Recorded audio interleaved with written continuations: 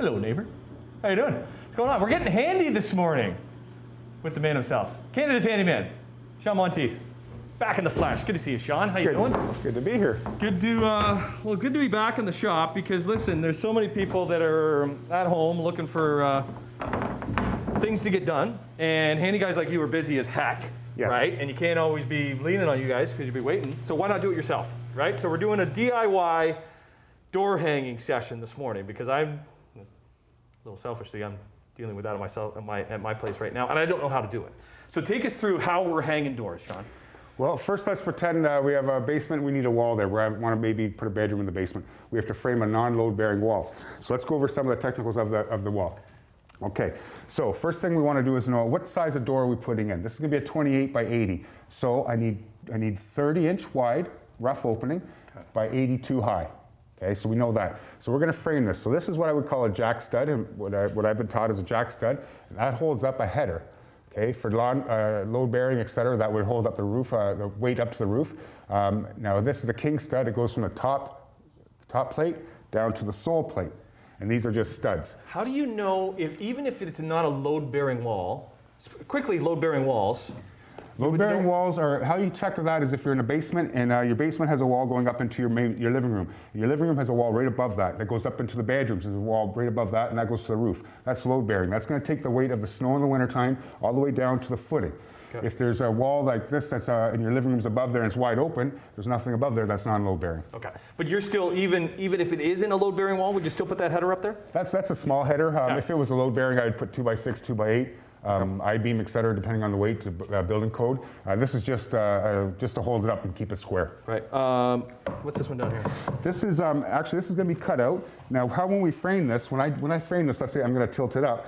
I'm going to have to cut this off. I don't want to frame it without it because my door could be twisted a bit, and that's a lifetime of problems with that door. You want to be doing doors right the first time. Absolutely, yeah, absolutely. Get it right the first time. Keep the frustration away. So what I did here was I ran my sole plate all the way. That's what it's called, sole plate. This is called the sole plate. Now the other one's a top plate, just like the soles of your shoes. So the sole plate. Now I'm going to cut this out afterwards, and let's say it's a finished floor. I don't want to wreck that floor. So here's a little trick that we do. We cut a kerf. Before we frame it, we measure it out. That's called a kerf. We cut a kerf on both sides. So now and it still has some meat in there to keep it nice and solid and square. So when I cut this after, okay, when I cut this and take that out and everything's going to be screwed down, I'm not going to wreck my finished floor. Can we cut it now? Sure, can. Because we're going to be hanging out with Shawn all morning, and we're going to be hanging this door, kind of showing you little tips like that, little tips of the trade and little nicknames for things and actual names for things. What am I using? This bad boy here? That's a Sawzall, yeah. Sawzall. Okay. Okay, working. Okay, yeah. Now you're going to, okay. Now what you want to do here is you want to keep it square. That. Okay, yeah. Never start the saw blade touching wood, leave it off. Okay. And you get it going, and you go into it. Straight down. Perfect. This one. Okay. Be back with Shawn, Canada's handyman.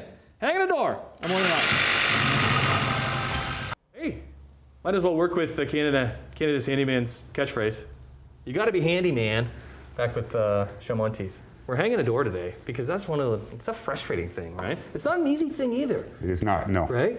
But you learned over time, but through your mistakes, right? And that's how you get better. And that's how any of us get handy.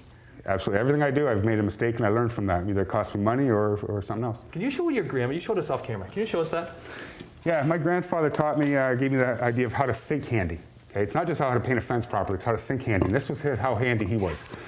This is, back in the day, they canceled the dollar bill, and he gave us all grandkids roll of dollar bills. So he didn't know how to put them, how to package them. Right. So he got a pudding cup, and he got a tube. But the problem was that didn't fit. Now here's how he thought. How do you put that on there without just taping it? He got electrical tape, made a ridge there. So now when that pudding cup comes on, pops it on. There. That to me is handy. That's handy. And we can all do that. We can all figure out the equation, right? The algorithm of how to hang things, right? There's a certain way to do it, but sometimes, especially if you're doing like a reno door and not a new build, there's things that are going to come up. Oh, absolutely. Right? You had the level there. You had the small level there. Would you use a small level to make sure everything's okay? No. This little torpedo level, it's fantastic, but on an 80-inch, 82-inch area here, that doesn't tell me the whole plumb. And this is plumb, by the way. This is level. You level your floors, you plumb your walls. So if I'm going to plumb this wall, that's only an 8-inch, that's about an 8-inch, 9-inch level. What do you mean when you say plumb? Plumb is like if you drop a plumb bob down. Plumb is the same as, some people say level this wall. It's actually plumb the wall. You level the floor. Okay, so when we walk on something that's level, if we lean up against the wall, it's plumb. So we want to plumb it. It's level, but it's just our terms. So why would I use an 8-inch, 9-inch torpedo level here to give me an accurate reading down here? Right. So what I want to do is I want to go with the biggest level I can possibly get to here. So here I would come in, and this gives me a reading of over 4 feet of this to plumb this wall. Right. Okay. Now I can't put it up there on the top. What we do in here. So what I want to do up here is I would level with a smaller level. Okay. Now what's really important here in hanging doors is to make sure that everything is square. Okay, square. This is a speed square, poly square. I come in, and when I'm framing this, it's very important that all 4 corners, okay, are nice and tight, like that, nice and tight. It's square. Okay, and that's going to, if it's not, what's going to happen is, again, I might have years of frustration with my door not shutting properly or swinging open. Okay, all 4 corners. Okay, very important. Let's take a break. Let's move the door in. Can you explain to break, how do you know which side, left or right, swings? Very good question. A lot of people think that, well, let's turn it around this way then if we're going to go this way, yeah. Okay. A lot of people say, is that a left-hand swing, a right-hand swing? How I was taught was you stand on the exterior. Now, this is an interior door, but let's pretend this is exterior, okay, on the other side, okay? So I would stand on the other side, and which way does the door swing? Well, the door swings this way, right, because it comes out this way. So it's a right-handed door, okay? But I have to be, this is interior because the hinges are here. So I would stand on the other side, outside my front door, if I want to know my front door is left or right, and whichever way it swings with my back to the door, it goes like this, that's left, and that's right. Okay, we'll recap that too, because that was a big question as we're going to break. We'll get into more of that as we hang this door. You got to be handy, man. I'm Morning Live. On to shimming our door, back with Canada's handyman, Shawn Monteith. Learning a lot. Just little things here and there that you picked up over time that can really help you make sure that this door is done right the first time. Experience, it takes time. Yeah. It takes time to learn. Okay, shimming. So what I want to do here is you don't want to frame it in so it's nice and tight, the door fits in like a snug as a glove. That's what you do not want. There's a reason why the rough opening is bigger. Okay, it's going to have at least a 1/4 inch all the way around. Now what we want to do is you want to shim, but don't just put one in there and then nail that in, because you're going to have a thick part and then a thin part. So the door could be off of it, could pull it in, those screws. So what you do is, behind the jamb there, you put it in like this together. And as you see this, as it goes together, okay, that'll be consistent all the way. Okay, and that's what you want. You want nice and consistent all the way in there. Then when we have it in there, we want to drill a pilot hole so we don't split that, and we want to nail it in with the casing. Okay, so let's put the, let me grab one. Okay, so we're going to go above the hinge here. Okay, above the hinge. And we're going to make sure the jam's with the drywall. Okay, good. Okay, not too much. Pull yours back a little bit. Okay, just a bit above the hinge there, good. Okay. Okay, so now we keep that nice and tight. Now, I'm going to take a casing nail, and I don't want to... casing nail is... casing nail, finishing nail, it just means a small head. You can't notice it. Now, there's the head of it, and I want to drill a pilot hole, because I don't want to split that cedar, the 75% of that shank.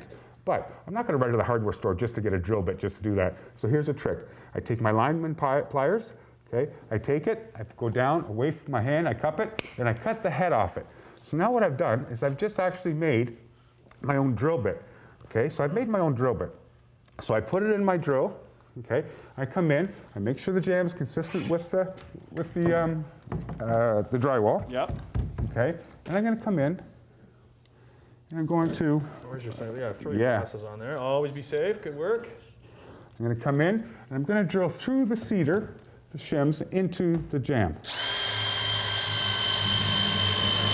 Okay. Now I'm going to take another one that has the head on it that I haven't touched yet. Okay. So I'm going to come in. I'm just going to hammer that in. I do need an extra set of hands for this, eh? Oh yeah. Hanging doors is almost it's a 2-person job. Right? Oh, it is. It is. Yeah. Most times it's frustrating by yourself. So now when I nail that in there, the pilot head, I'm not going to split the cedar.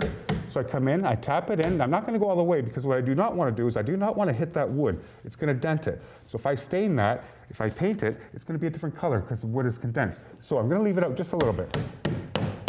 Okay. There. Now what I'm going to do is get a bigger nail punch, and I'm going to countersink it. I'll get a bigger nail or a nail punch, and I'll countersink that in. And the trick there is you want to go the thickness of the head. Okay. Okay. So the smaller, okay, the thickness of the head. countersink that, then you fill that with putty afterwards, paint it, no one knows it's there. Okay, let's take a break. We'll continue doing that, and then we'll do the rest of the shimming, get this door hung up, and then we'll continue with Canada's Handyman, Shawn Monteith, with some great tips on helping us around the house on one line. Our door to nowhere is coming along nicely back here with Canada's Handyman, Shawn Monteith. Okay, so you've been busy in the break. So take everybody through what you did. Okay, so we shimmed it. We Yeah. tried to keep it even. We tried to keep it consistent on both sides, the gap. Okay. You just see me countersink the casing, the finishing nail. I want to sink it deep enough that it has some meat when I put some spackle or some mud in there, filler. If it was flush, If it was flush, you put it in there, it's like a piece of paper. You slam the door, it's going to fall out. Okay. So the trick there is to sink it the thickness of the head. Okay, so we've sunk that now. That's done. Now I want to take these shims out. take the shim out. Now, it's very important. I'm going to wear goggles, eye protection on this is because I'm going to use a blade here, and these are great blades. And it doesn't take long, but they break off in pieces. Okay, that could easily go in my eye. Okay, so I come in. I got a sharp blade. I come in, and I'm just going to do it a few times. Then I'll break off. Okay. Next part is actually putting the trim on. And we've done a little bit of the trim already, just for time purposes, but we have one more piece. So give us a couple little hacks here that you like to use, Shawn, when it comes to trim. Okay, well, this is called casing around doors and windows, baseboard, floor to wall, crown wall to ceiling. I want the thick side out. That way when, what we do is we want the thick side of the casing out so it draws your attention into the door or window. Okay, now what I've done is I've come up, and to give myself an extra profile, we pay for this profile. So what I've done is I've offset it 1/4 inch, okay, all sides around. And that gives me one extra profile. Okay, I don't do it flush with the jamb off. So what I want to do is I want to go back 1/4 inch here, 1/4 inch up, and the meeting place there is where I intersected. Okay. Same at the bottom, I just do 1/4 inch. So I'm going to come down here. I'm going to come along my lines. No, not flush. Not flush, right? Back a bit. Okay, there should be a line back here, right there. Right there. Okay. So put on that line.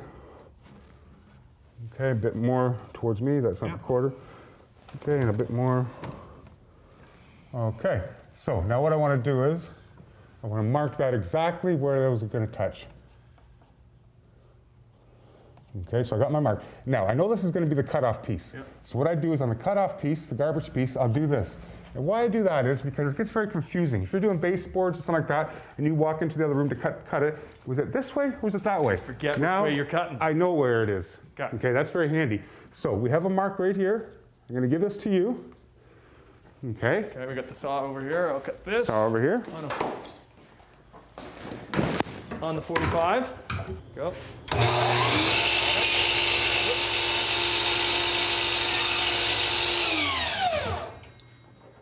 Okay. Okay. Back over here.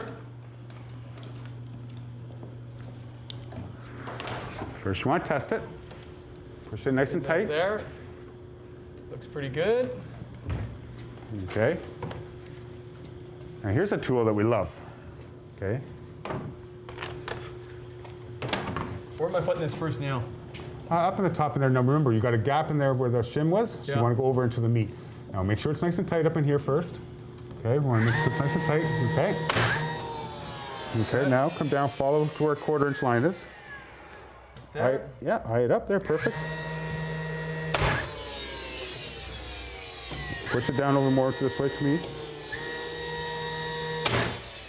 Okay, and I would put one or two more in there. Yeah. Beautiful. Look at that, our Beautiful. door to nowhere. Beautiful. Good job. Okay, let's see where this door goes. Thanks, Shawn. Okay, see what works.